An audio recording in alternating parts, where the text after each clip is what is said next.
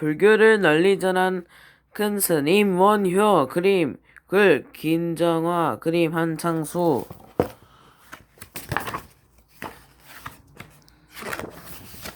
아주 먼 옛날 신라 땅에 불지촌이라는 마을이 있었어요. 이곳에는 마음을 다해 부처님을 섬기는 섬단날 부부가 살았어요. 설단남을 별슬이 높지는 않았지만 착하고 부지런하게 하루하루는 살았답니다. 한 가지 아쉬운 것은 설담날 부부에게 아직 아이가 없다는 것이었어요. 그러던 어느 날 잠에서 깨어난 설담날 부인이 말했어요.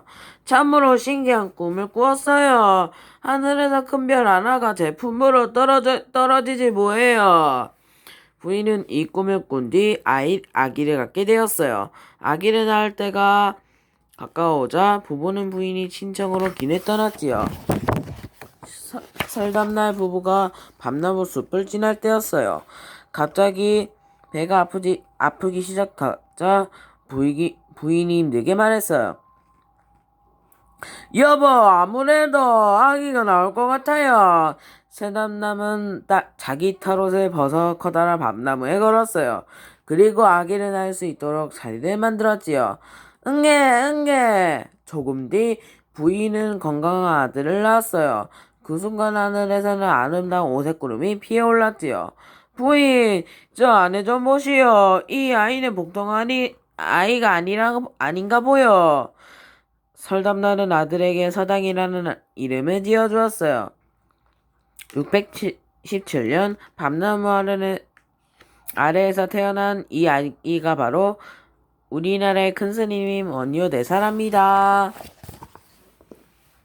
서당은 똑똑하고 마음씨 고운 아이로자 않았어요. 가족들은 밝고 착한 서당을 무척 예뻐했지요. 특히 할아버지는 서당의 가장 가까운 친구이자 스승이었어요. 할아버지, 사람들은 왜 싸우는 걸까요? 왜 사이좋게 살지 못하죠? 서당은 금방이라도 눈물이 떨어질 것 같은 눈으로 할아버지에게 묻곤 했어요. 그때 신라는 계속되는 정쟁으로 편안한 날이 없었어요. 수많은 백성들이 싸움터에서 목숨을 잃고 먹을 것이 없어 굶어 죽기도 했어요. 어린 서당의 눈에는 이런 것들이 무섭고 이상하기만 했어요. 어느 날 서당이 사는 마을에 한 스님이 나타났어요. 스님은 낡고 더러운 옷에 걸린 채 동발을 두드리며 춤을 추었어요. 서당과 아이들은 스님을 따라다니며 어깨춤을 추기도 하고 스님이 들려주는 부처님 이야기에 큰 소리로 웃기도 했어요. 하지만 서당의 얼굴은 그리 밝지 않았어요. 그런 서당을 보고 스님은 궁금해졌어요. 너는 무슨 걱정이 그리 많으냐? 사람들은 왜 서로 사이좋게 살지 못하는 거죠? 서당의 대합의 스님은 깜짝 놀랐어요. 오호, 예사로운 아기가 아니구나. 스님은 서당을 바라보며 말했어요. 부처님의 가르침을 알게 되면 그 답을 구할 수 있을 게다. 스님의 말을 마음에 깊이 생긴 서당은 15살 무렵에 집을 나와 스님이 되었어요. 서당은 이름을 원효로 바꾸고 밤낮으로 불경을 공부했지요. 하루빨리 부처님의 가르침을 깨달아 궁금했던 답을 찾고 싶었으니까요. 하지만 부처님의 가르침을 깨닫는 건 쉬운 일이 아니었어요. 공부를 하면 할 수도 없었고 힘들어 그만두고 싶을 때가 많았어요. 그때마다 원효는 부처님의 말씀만이 가엾은 사람들을 구할 수 있다고 생각하며 마음을 감아두었지요. 원효는 열심히 공부하면서 틈틈이 아픈 사람들을 돌보고 가난한 사람들을 도와주었답니다. 어느 날 원효는 이상이라는 스님을 만났어요. 두 사람은 뜻이 맞아 서로 도와가며 열심히 불경을 공부했지요. 하루는 이상이 원효를 찾아왔어요. 함께 당나라에 가서 큰 스님들이 가스림을 직접 받아봅시다. 그거 좋은 생각입니다. 두 사람은 당나라로 길을 떠났어요. 그러나 유동땅에 도착했을 때 고구려의 장수가 앞을 가로막았어요. 멈추시오. 왜 그러십니까? 우리들은 당나라에 공부하러 가는 길입니다. 당신을 믿을 수 없어. 스님이니 접장이지 내가 어찌하겠소. 결국 원효와 이상은 당나라로 들어가지 못했어요. 신라로 들어온 원효와 이상은 더욱 열심히 공부했어요. 10년이 지난 뒤 두 사람은 다시 당나라로 가는 계획을 세웠지요. 바다로 나가 배를 타면 틀림없이 당나라에 갈 수 있을 겁니다. 좋은 생각이군요. 어서 출발합시다. 원효와 이상은 배를 타기 위해 먼 길을 걷기 시작했어요. 얼마나 걸었을까요? 갑자기 하늘에서 굵은 빗방울이 후드득 후드득 쏟아졌어요. 비를 피할 곳을 보았지만 마땅한 곳이 없었죠. 밤은 깊어가고 비는 점점 더 세차게 내리기 시작했어요. 저기 음악이 보입니다. 오늘은 저곳에서 쉬어갑시다. 원효가 반갑게 소리쳤어요. 둘은 재빨리 낡은 음악으로 달려갔어요.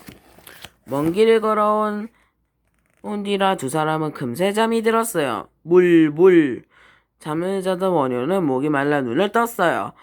그리고 어둠 속에서 한참을 더듬거리며 물을 찾았어요. 문든 바가지처럼 생긴 것이 손에 잡혔어요. 그 안에는 물이 가득 잠겨 있었지요. 원효는 정신없이 바가지에 입을 댔어요. 아, 이렇게 마시는 물은 처음이야. 정말 시원하다. 원효는 물을 벌컥벌컥 마시고는 또다시 깊은 잠에 빠져들었어요.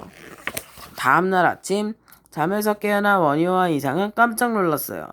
음악인 줄 알고 곧 들어왔던 곳이 바로 무덤이었거든요. 원효는 여기저기 굴러다니는 해골을 보고 소리쳤어요.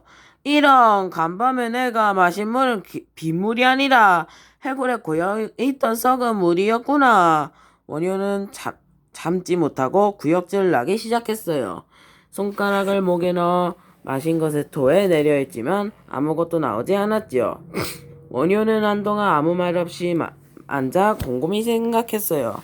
어젯밤에는 그렇게 달고 시원했던 물이 해골 썩은 물이라는 걸 알고 나니까 구역점이 나는구나. 그래, 모든 것이 내 마음에 달라지는 거였어. 내가 알고 싶어서 모든 것이 결국 내 마음속에 있구나. 그제야 원효는 큰 깨달음을 얻었어요. 원효는 이상에게 말했어요. 저는 이제 당나라에 갈 필요가 없습니다. 오늘 큰 깨달음을 얻었으니까요. 원효는 이상과 헤어져 다시 신라로 돌아왔어요.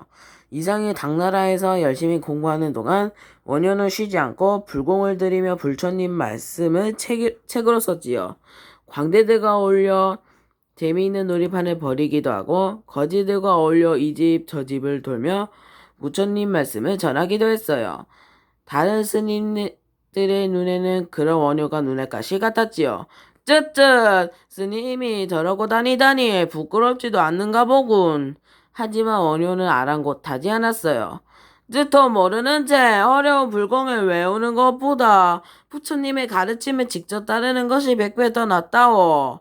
백성들도 부처님 말씀을 알기 쉽게 전해주는 원효를 진심으로 존경하고 따랐답니다. 요석궁에 살고 있는 요석공주도 마찬가지였어요.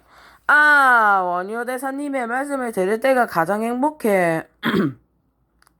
어느새 요석공주의 마음에는 원효에 대해서 사랑이 깊게 자리 잡고 있었답니다. 어느 날 원효는 어릴 때 만났던 스님을 다시 만났어요. 가슴앓이 하는 사람 하나 구하지 못하는 스님이 어찌 수많은 백성들을 구할 수 있겠소? 스님의 꾸짖음에 원효는 자신의 어린 서금을 뉘우치고 요석공주의 지심을 받아들이겠다고 마음먹었지요. 달 밝은 밤 원효는 강가를 거니며 씨를 움직였어요. 누가 차로 빠진 도끼를 주겠소. 내가 하늘을 바치 기둥을 깎아보려. 왕은 원효의 시가 무슨 뜻인지 알아보고 빙그레 웃었어요. 그리고 원효가 요석공 근처를 지날 때를 기다렸다가 군사들을 시켜 일불러 강에 빠뜨렸지요. 그때 기다리고 있던 군사 하나가 얼른 나와 물에 빠진 원효를 구했어요. 대사님, 날이 차니 우선 가까운 요석궁으로 가서 오를 마시십시오. 원효는 군사를 따라 요석궁으로 들어갔어요. 원효 대사님 어서 오십시오. 요석공주는 반갑게 원효를 맞이했어요. 얼마 뒤 원효는 요석공주와 부부가 되었답니다. 하지만 원효는 꼭 떠날 준비를 했어요. 공주, 이제 이곳에 떠나려 합니다. 고통받는 백성들에게 부처님 말씀을 전해야지요. 요석공주는 원효와 헤어지는 것이 마음 아팠지만 그대로 따랐어요. 요석궁을 나온 원효는 이곳저곳을 떠돌아다니며 부처님 말씀을 전했어요. 비록 혼인을 하지 말라는 계율을 여겼지만 원효는 가난하고 힘없는 백성들을 위해 몸을 아끼지 않았어요. 때로는 광대가 되어 사람들을 웃기고 때로는 머슴이 되어 힘든 일을 도맡아 하곤 했어요. 원효가 가는 곳에는 언제나 노래가 흐르고 웃음이 넘쳤어요. 원효가 사람들에게 부처님 말씀을 전하고 다니는 동안 요석공주는 원효의 아들을 낳았어요. 이 아이가 바로 신라의 뛰어난 학자인 설총이랍니다. 그때 대부분의 스님들은 왕족이나 귀족들에게만 부처님 말씀을 전했어요. 배운 것이 없는 백성들은 부처님의 큰 뜻을 알지 못한 거라고 생각했기 때문이에요. 하지만 원효의 생각은 달랐어요. 원효는 마을마다 돌아다니며 무예가라는 노래를 불렀어요. 우예가는 백성들에게 부처님 말씀을 쉽고 재미있게 전하기 위해 지은 노래였어요. 원효가 있는 곳에는 언제나 무예가가 울려 퍼졌어요. 원효는 거지들이나 기생들과 어울리기도 하고 아름다운 산과 등을 찾아 산과 강을 찾아 참선을 하기도 했어요. 원효에게는 부처님 말씀을 전하는 게 걸림돌이 되는 게 아무것도 없었답니다. 바람처럼 세상을 떠돌던 원효는 고향으로 내려가 불경을 쉽게 옮기는 일을 시작했어요. 그 무렵 서라버리 황영사에서는 왕의 명령으로 많은 스님들이 금강산매경이라는 책을 연구하고 있었어요. 불교의 가르침을 이해하는데 아주 중요한 책이었지만 너무 어려워 스님들은 애를 먹고 있었지요. 우리끼리 이럴 게 아니라 떡이 높은 데야 스님께 도와달라고 합니다. 합시다.